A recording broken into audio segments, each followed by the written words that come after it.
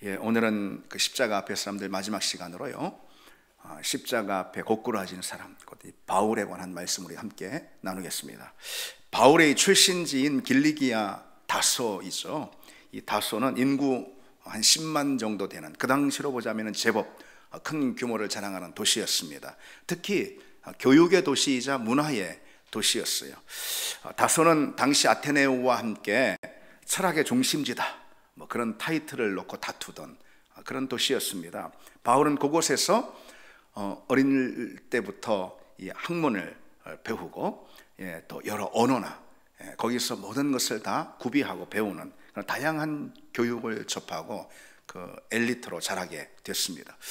그러나 이 바울은 누가 뭐라 해도 유대인이죠. 골수 유대인입니다. 바울의 집안은 유대 율법의 가장 엄격한 분파에 속했던 바리새인 집안이었어요. 그러기에 그런 어린 시절부터 구약의 율법을 마치 숨을 쉬는 것처럼 그렇게 자신의 것으로 배웠습니다. 그는 토라, 다시 말해서 이 모세오경을 말하는 거죠. 이 토라를 훤히 꿰뚫어 볼 정도로 아주 토라를 능숙하고 익숙하고 잘 알았습니다. 역사학자 톰 라이트라고 있는데요, 이 톰 라이트는 바울의 어린 시절에 대해서 이런 식으로 묘사합니다. 그때 당시에 바울의 배경이 다 그랬으니까요, 어릴 때부터 마치 우리식으로 보자면 국기에 대한 경례를 하잖아요. 그렇게 하듯이 이스라엘의 하나님에 대한 충성을 다짐하고 맹세하는 그런 어린 시절로부터 그렇게 자랐습니다. 그래서 어린 시절부터 늘 듣던 말, 쉐마 이스라엘 아도나이 엘로헤노 아도나이 에하드. 이게 뭐냐면 신명기 6장에 있는 그 말씀이에요. 이스라엘아 들으라, 주님은 우리 하나님, 주님은 오직 한 분 하나님이시다. 바로 이 바울은 어린 시절에 이 고백 있죠. 주님은 우리 하나님이고 그 주님은 오직 한 분 하나님이다.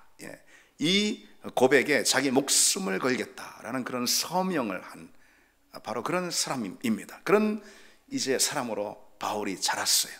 그런 바울이 이 다소에서 예루살렘에 가는 것을 동경하는 것, 이것은 너무나도 당연한 일 아니겠습니까? 예루살렘에는 성전이 있잖아요. 그리고 그곳은 토라의 중심, 율법의 중심이기도 하죠. 그래서 이 바울은 율법을 배우는 학생, 율법을 가르치는 랍비, 율법을 수호하는 율법의 전사가 되기 위해서 예루살렘에 들어옵니다. 근데 여러분, 그런 바울의 배경을 놓고 생각을 한번 해보십시오. 바울이 복음과는 정반대의 길을 가는 그런 인물로 이 바울이 어릴 때부터 자랐고, 또 그 방향 자체가 앞으로도 그렇게 나갈 수밖에 없는 것, 이것은 어쩌면 당연한 일 아니겠습니까? 그러던 가운데 이 바울이 예루살렘에 와 있을 때 예수라는 자가 감히 하나님을 참칭하다가 가장 수치스러운 형틀에 매여 죽었다, 그런 소식을 이 바울도 듣게 됩니다. 사실 바울은 아마도 분명 이전부터 예수에 관한 소문을 들어서 잘 알고 있었을 겁니다. 바울이 보기에 이 예수는요, 메시아를 사칭하는 사기꾼일 뿐이었습니다.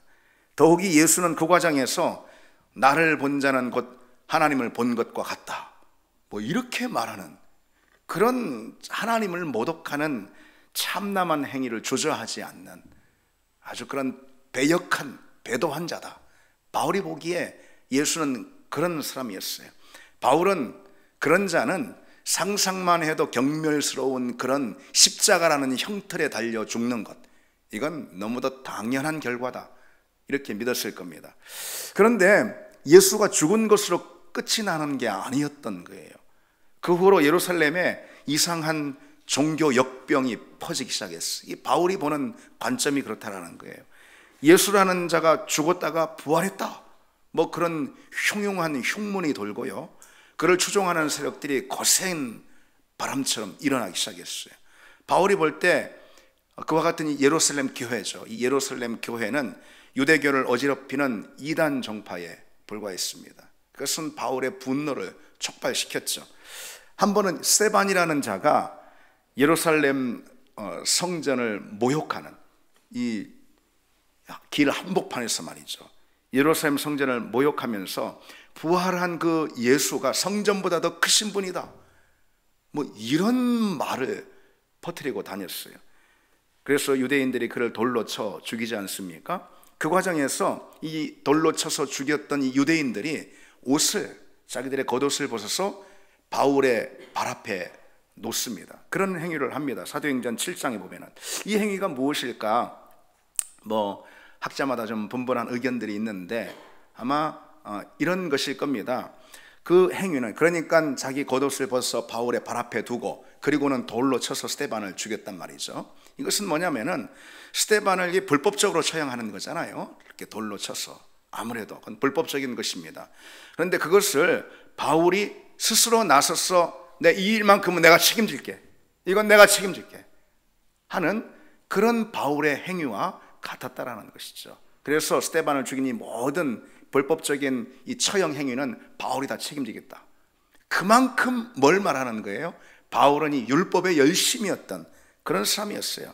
그런데 스데반이 돌에 맞아 죽는 그런 끔찍한 일에도 불구하고 예루살렘에서 일어난 이 이단 종파, 이 이단 운동이 잠잠해질 기미를 보이지 않는 겁니다. 오히려 바람을 만난 불길처럼 더 거세게 타오르는 거예요. 바울은 이제 자신이 나설 때가 됐다라고 그렇게 믿은 거죠. 이 불길을 잠재울 수 있는 사람은 나밖에 없다. 마치 그 불길을 잠재우는 참병이라도 자기가 자처하듯이 그렇게 다짐을 합니다. 그냥 놔뒀다가는 자기가 너무나도 믿는 그 인생의 기초, 그 기반이죠. 모든 소원이 다 거기에 있는 거죠. 그게 뭐예요? 예루살렘에 있는 성전이고 자기가 그렇게 믿는 율법이라 이 말이죠. 그것이 이 이단 운동에 의해서 위협을 받게 될 거라, 그런 이제 위협을 느끼게 됐던 거예요. 바울은 토라를 지키고 그리고 성전을 지키기 위해서 마치 전쟁에 참여하는 군사라도 된 심정으로 이제 이 다메섹을 향해 갑니다. 다메섹은 예루살렘에서 북쪽으로 한 240km 정도 떨어진 꽤나 먼 거리에 있는 그런 도시입니다. 일주일은 가야 했어요. 당시 걸어서 말이죠. 바울은 그 먼 곳까지 주저없이 출발을 합니다. 그곳에 피신해 있던 그리스도인을 체포해서 예루살렘 밖에서 일어난 바로 그 일, 그 이단의 운동을 거기서 뿌리를 뽑아버리면은 기독교 운동을 차단할 수 있는 분기점이 될 거다. 바울이 그렇게 믿었던 거죠. 그렇게만 되면은 예루살렘 밖으로 이 기독교 운동이 확산이 되지 않을 것이고, 그리고 예루살렘 안에 고립된 그 교회는 거기서 이제 복음의 운동, 이 기독교 운동을 박멸해버리면 그냥 끝날 것이다. 그렇게 믿은 겁니다. 그리고 중요한 게 있죠. 바울 자신이 만약 그 일을 성공시키면 나는 유대교회에서 제법 알아주는 그런 지도자가 될 수 있을 거야. 아마 젊은 날 바울이 그런 심정도 있었을 거라, 이런 생각이 듭니다. 그래서 그런 열심으로 바울은 다메섹을 향해서 갑니다. 그런데 우리가 오늘 본문 읽은 장면처럼 말이죠, 다메섹 근처 한 길목에서 바울은 충격적인 그런 사건을 경험하게 되죠. 갑자기 강렬하고 큰 빛이 자신을 둘러 비추는 그런 사건을 마주합니다. 그는 그 자리에서 쓰러질 수밖에, 몸을 가누고 있을 수가 없었어요. 쓰러질 수밖에 없었어요. 그때 음성이 들리죠. 다른 많은 사람들에게는 음성이 들리지 않았는데 바울에게, 사울아 사울아 내가 왜 나를 박해하느냐, 이런 음성이 들립니다. 아마 이 음성은 바울이 평생에 그가 주님을 위해서, 복음을 위해서 살다 그 인생 끝에 참수당하잖아요. 그때까지 이 가슴에서, 그냥 귓전이 아니고 가슴에서 계속 울리면서 떠나지 않던 그런 음성이었지 않을까, 이런 생각이 듭니다. 사울아 사울아 네가 왜 나를 박해하느냐. 바울은 그 음성의 주인이 누구인지 묻죠. 그러자 자신이 핍박하는 예수라 라는 이런 소리가 들립니다. 그런 충격에 빠질 수밖에 없었고요. 그 충격이 너무 커가지고선 3일간 그저 눈도 뜰 수 없고 밥도 먹지 못하고 물도 마시지 못할 정도로, 그 인생의 기반이 완전히 그냥 무너져 버리는 거잖아요. 그가 그동안 그토록 전념을 다해 전심으로 달려왔던 그 인생, 그것이 그냥 와르르 무너져 버리는 그런 순간인 거죠. 얼마나 큰 충격이었겠습니까? 본문 3절을 보면은 사울이 길을 가다가 다메섹에 가까이 이르더니 호련히 하늘로부터 빛이 그를 둘러 비추는지라 그랬어요. 예, 말씀 그대로 강렬하고 밝은 빛이 비쳤어요. 그리고 그 빛이 둘러 비추는 가운데 주님을 바울이 목격하게 된 거죠. 주님을 만나게 된 거죠. 여러분, 여기서 한번 우리가 주목해 보십시오. 분명 그 빛이 비쳤다라는 의미가 있어요. 빛이라는 것은 무엇을 드러내는 거잖아요. 어둠 가운데 감춰져 있던 걸 드러내는 거잖아요. 빛은 폭로하는 것입니다. 바로 이 빛이 바울에게 폭로를 하고 있는, 무엇을요? 지금 바울이 깊은 어둠 가운데 있다라는 그 사실, 너는 뭔가 알고, 너는 뭔가 빛 비추임 가운데 다메섹에 올라가서 복음을 박해하고 예수를 박해하고 교회를 박해하고 하려고 하는 것 같지만, 실은 그보다 훨씬 더 강렬한, 평생 보지 못했던 강한 빛이 비춰서 그 자신 깊은 곳에 있는 어둠을 폭로해 버린 거예요. 율법주의, 바리새주의, 자기의, 자기 고집으로 꽉 찬 그 바울, 그 바울이 십자가의 복음을 보지 못하게 하는 어둠, 그 어둠을 지금 이 강렬한 빛이 폭로하고 있는 겁니다. 그 호련히 비추는 그 빛이 바울로 하여금 바로 그 사실을 이제 깨닫게 한 거죠. 아, 내가 완전히 어둠 가운데 있었구나. 나는 빛 안에 있었다고 생각을 했는데, 저 무도한 무리들, 저 교회의 무리들이 어둠 가운데 있는 존재라 생각했는데, 실은 바리새주의, 율법주의에 꽉 갇혀서 내가 어둠 가운데 있었구나. 이것을 예수 그리스도의 빛이 폭로했던 겁니다. 바울은 그 순간 몸을 가누지 못하고 땅에 쓰러져 버리죠. 땅바닥에 그냥 꼬꾸라져 버립니다. 그는 쓰러져서 그 몸과 얼굴이 땅에 바짝 붙어버리는 거죠. 여러분, 쓰러지면 그렇게 되는 거잖아요. 예. 얼굴과 그 몸이 땅바닥에 붙어버립니다. 여러분, 이 사실이 우리에게 무엇을 의미하는 것일까요? 이것이 의미하는 게 있다고 봅니다. 하나님이 바울에게 그가 땅에 붙은 흙에 불과한 존재다 라는 이 사실을 깨닫게 해주신 거예요. 자기 의로 구원을 얻을 수 있다라고 믿는 그 교만, 스스로 나서서 내가 하나님의 대변자 노릇을 할 수 있다라고 믿는 그 오만함, 그것을 완전히 꺾어버리신 거예요. 하나님께서. 그 사건으로 바울은 자기의 주인이 누구인지 발견하게 되는 거죠. 그리고 자기 자신이 또 누구인지 그는 깨닫게 됩니다. 자기 자신이 누구예요?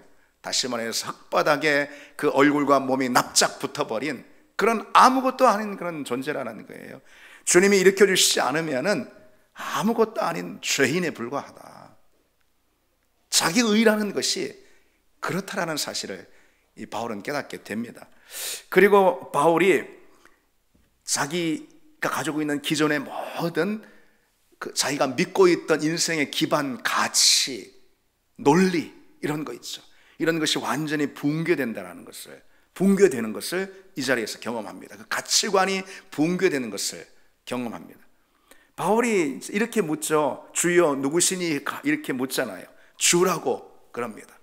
주여 누구시니까? 그러자 대답하죠. 뭐라고 주님께서 대답하는 소리가 바울에게 들립니까? 나는 내가 박해하는 예수라. 그렇잖아요. 예수님이 누구예요? 자기가 지금 박해하고 있는데 그분이 나의 주라는 거예요.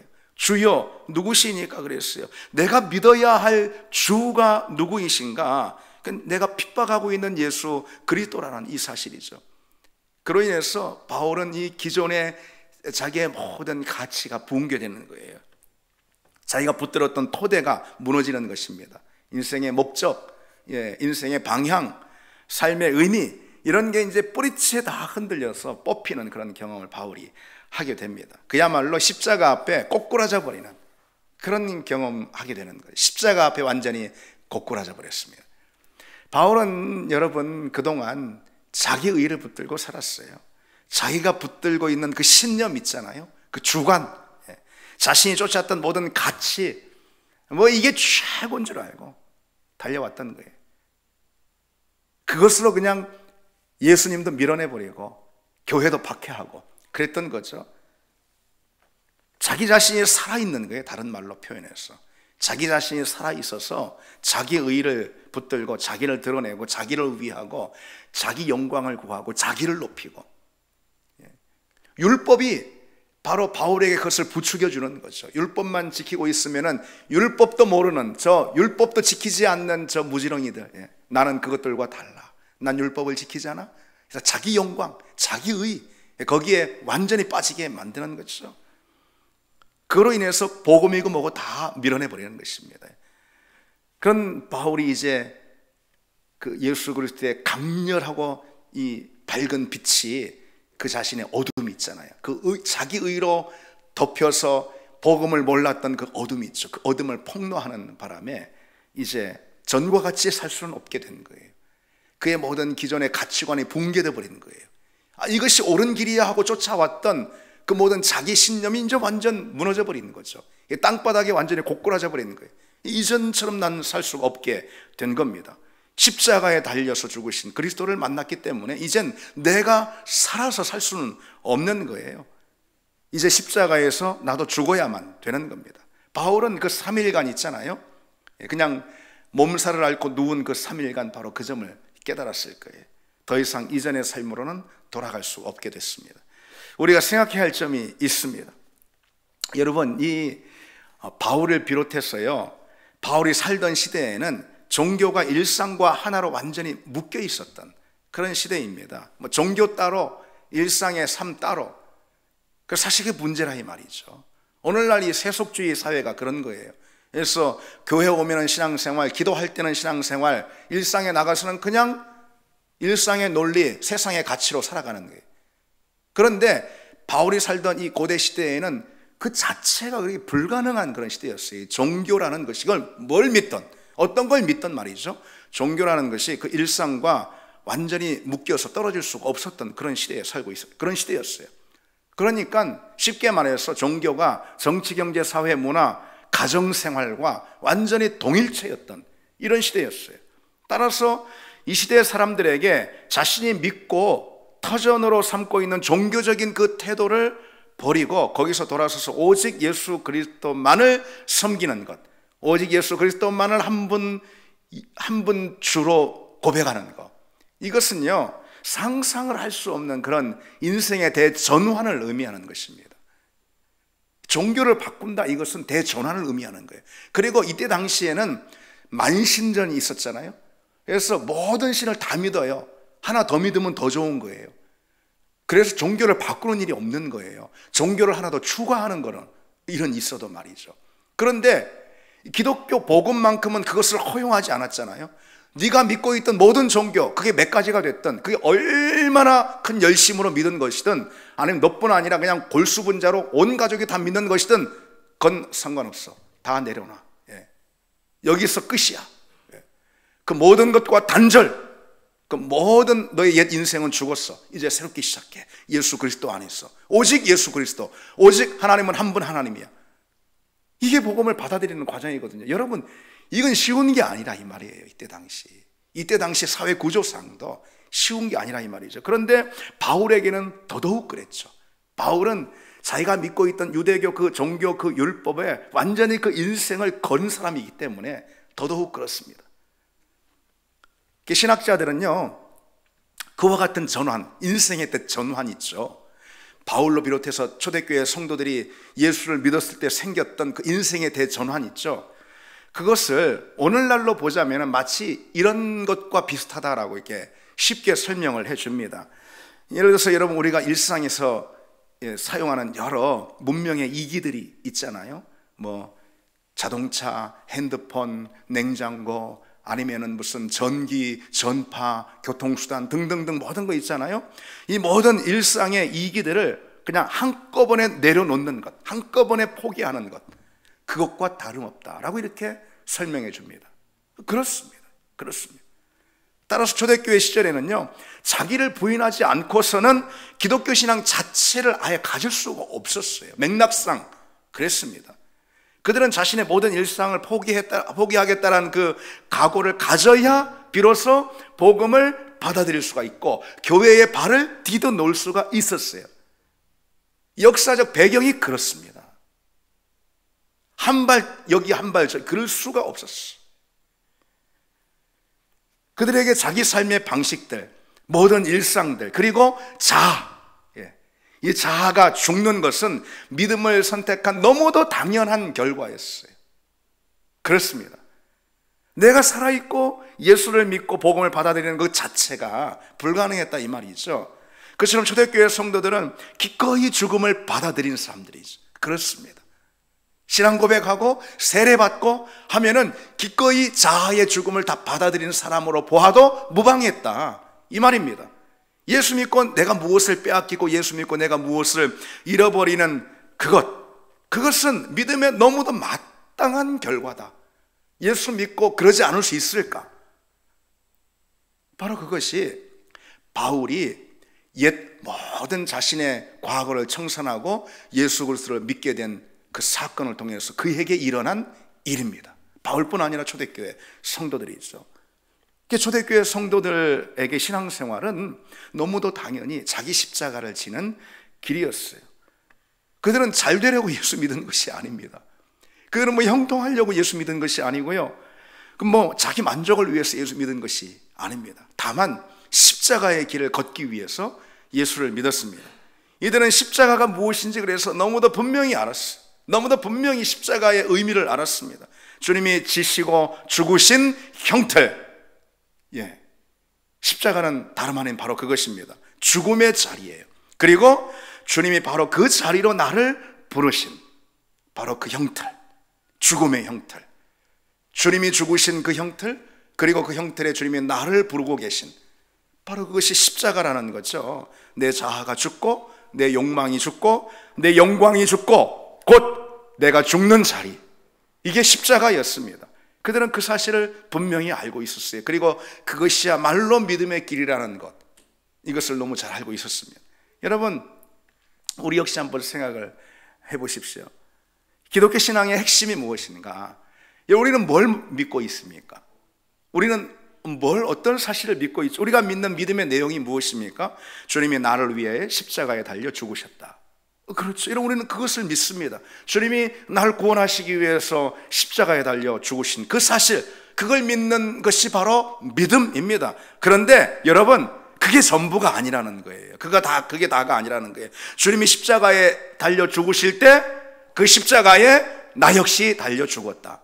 주님이 달려 죽으신 그 십자가에 나 역시 죽었다라는 것을 믿는 것이 믿음입니다. 여러분, 성경이 우리에게 가르쳐주고 있는 믿음이에요. 많은 경우 주님이 나를 위해서 죽으신 것은 믿습니다. 그러나 그 십자가에 나 역시 주님께서 초대하시고 나의 죽음의 자리를 주님께서 나의 죽음의 자리를 주님께서 십자가에서 마련하고 있다라는 이 사실을, 그건 많은 경우 믿지 않는 사람들이 많이 있어요. 근데 여러분, 바울의 유명한 고백을 우리가 알잖아요. 내가 그리스도와 함께 십자가에 못 박혔나니 그런즉 이제는 내가 사는 것이 아니요 내 안에 그리스도께서 사신 것이라. 초대교회 성도들은 바울뿐 아니라 모두가 다 예수가 나를 위해 죽고 나 역시 예수가 죽으신 그 십자가에서 죽었다, 내 자아는 죽었다, 그 죽음을 통해서 이제 비로소 나는 예수와 함께 산다, 이것을 다 고백했습니다. 바울은 이 믿음을 끊임없이 고백했고, 그리고 나는 날마다 죽노라, 날마다 죽노라. 그 죽음을 통해서 나의 참된 생명을 나는 확신할 수가 있게 되는 거거든요. 내가 날마다 죽는 그 과정을 통해서 내가 그리스도 안에서 날마다 살고 있음을 확인할 수가 있는 거거든요. 그래서 바울은 나는 날마다 죽노라 고백했던 겁니다. 그러니까 여러분, 다시 설명하면 믿음은 두 가지 죽음을 믿는 것입니다. 믿음은 엄밀히 두 가지의 죽음을 믿는 거예요. 예수님이 나를 구원하시기 위해서 십자가에 죽으셨다, 그것을 믿는 믿음이에요. 그러나 그것만이 아니라는 거죠. 그리스도께서 십자가에서 죽으실 때 나 역시 그 십자가에서 죽었다, 내 자아는 이제 죽었다, 이것을 믿는 게 바로 믿음입니다. 그럼 여러분에게 한번 묻겠습니다. 여러분은 믿음 있으십니까? 여러분은 믿음이 있으십니까? 그 믿음이 그리고 점점 자라고 있습니까? 날마다 죽노라 그랬습니다. 예수님은 죽음을 지나서 부활하셨죠?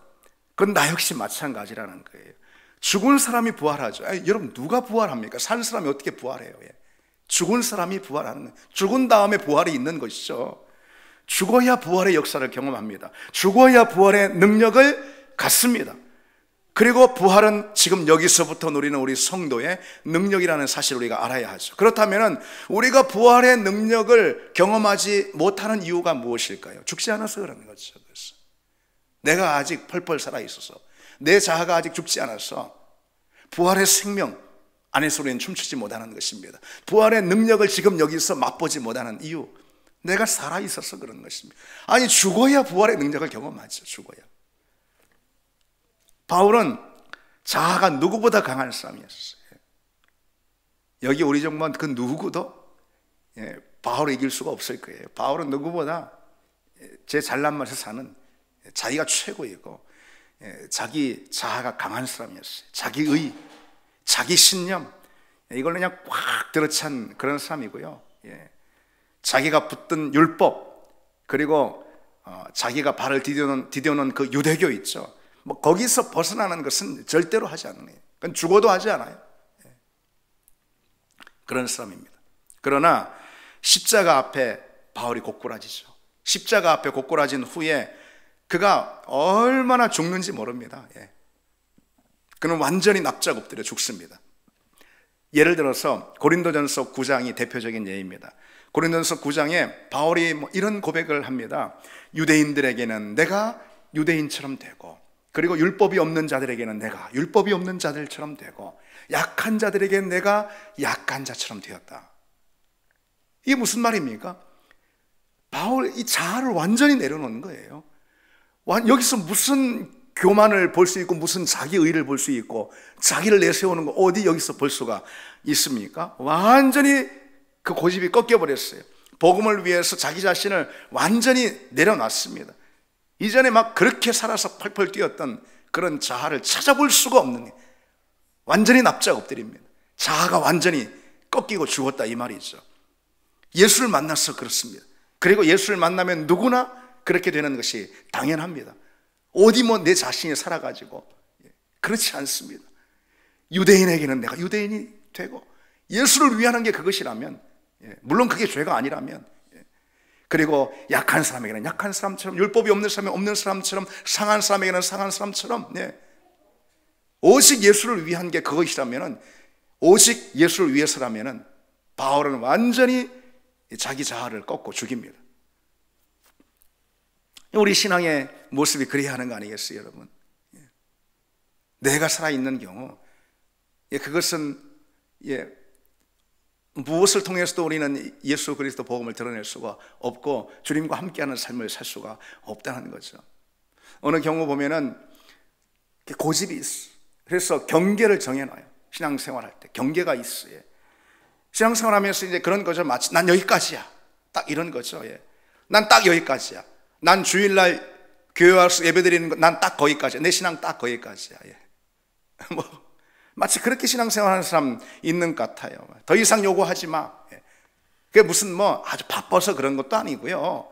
그게 피곤해서 그런 것도 아닙니다. 스스로 딱 경계를 정하고 딱 여기까지. 무슨 기도하라고 기도하러 오라고 하고, 무슨 고난주간 새벽 기도 하라고 오라고 하고, 이거 하라고 하고 하지만 딱 여기까지 나는. 피곤해서 그런 게 아니에요. 바빠서 그런 것도 아니에요. 자기 신앙의 나름대로의 자기 의의를 가진 고집, 딱 경계를 정하는 거예요. 봉사하고 헌신하는 것도 그렇습니다. 나름대로 자기 고집대로 하는 거예요. 자기 주관대로 하는 거예요. 주관대로예요. 난 딱 여기까지. 내 방식은 딱 이런 거. 이게 정하고 그렇게 신앙생활하고 또 관계도 맺고, 목장이면 목장 어디서든, 아니면은 교회 봉사 부서면 어디, 아니면 어떤 신앙의 자리에서든 다 그렇다라는 거예요. 신앙생활이든 교회 생활이든 자기 방식, 자기 정한 방식, 자기 편한 방식, 그렇게 하는 경우가 있습니다. 여러분, 우리는 어떻습니까? 어떻습니까, 여러분? 왜 그런 거죠? 죽지 않아서 그런 겁니다. 죽지 않아서 그런 거예요, 그게. 복음의 내용이 무엇입니까, 여러분? 복음의 내용이 오늘 말씀 나누고 있듯이 내가 죽었으니 너희도 와서 십자가를 지라. 그리고 죽으라. 그래야 산다. 이거 아니겠어요? 그게 복음의 내용이에요. 내가 십자가에 달려 죽었으니 너희도 와 십자가에서 죽으라. 그러면 살리라. 이게 복음의 내용이라 이 말이 있죠. 그런데 여기서 우리는 십자가의 중요한 원리를 발견하게 됩니다. 주님이 십자가에 죽으시자 당신이 사셨고, 그렇죠. 주님도 죽으시니까 사셨죠. 그리고 주님이 십자가에서 죽으시자 많은 사람들 다 살리지 않습니까? 그것이 십자가의 원리고 우리 역시 동일하게 적용이 됩니다. 내가 죽어야 내가 삽니다. 아멘.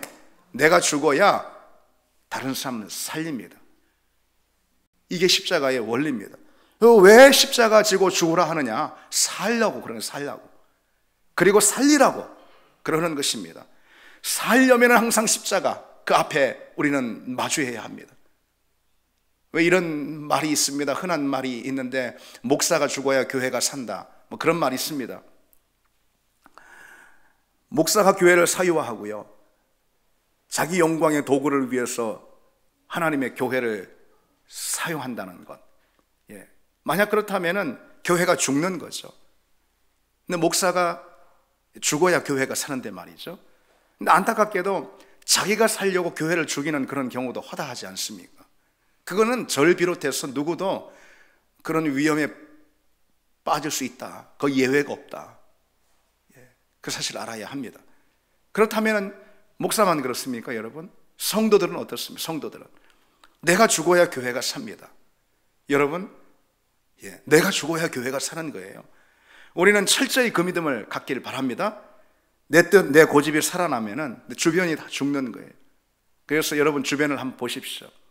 우리가 섬기는 교회를 한번 보십시오. 죽어 널브러진 시체들이 있다면은 그건 내가 펄펄이 살아있어서 그런 것입니다. 내 자아가, 내 고집이 살아있어서, 내 주관, 내 신념이 살아있어서 그렇습니다.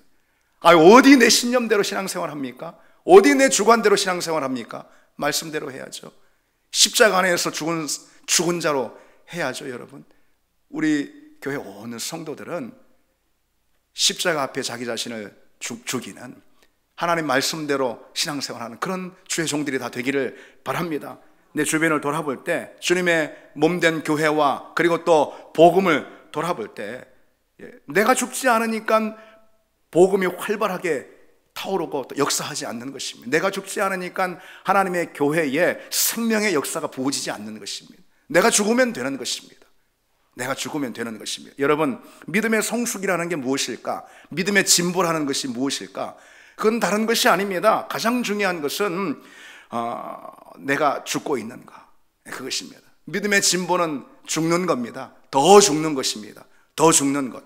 우리에게 가장 부끄러운 일이 있다면 무엇일까? 그건 다른 게 아니라 내가 팔팔이 살아 움직이는 것을 보는 것, 내 자아가 여전히 팔팔이 살아있다는 것을 보는 그 순간, 우리는 그 어떤 순간보다 스스로 부끄러워할 줄 알아야 합니다. 아직도 내가 살아있다니, 아직도 내가 살아있어. 그래도 적어도 그렇게 자기 자신에 대해 탄식할 줄 아는 사람이 아직은 소망이 있는 것입니다. 우리 자신을 철저히 죽이고, 그것이 물론 쉬운 길은 아닙니다. 끊임없는 하나님 나라 가는 그 순간까지 믿음의 훈련, 말씀의 훈련, 순종의 훈련, 경청의 훈련이 우리에게 있어야 가능한 것이죠. 때로 우리는 넘어질 수 있을 것입니다. 때로 우리는 내 자아가 펄펄이 살아있는 걸 보고 스스로 너무 부끄러워질 수도 있습니다. 그러나 그 훈련을 멈추지 않고 자기 자아가 죽는 그 길을, 걸음을 멈추지 않는 그 사람이 결국은 내 자아의 죽음, 그 이후에 일어나는 부활의 역사, 부활의 생명, 부활의 능력을 함께 경험할 수 있을 줄 믿습니다. 우리 같이 찬양 드리겠습니다.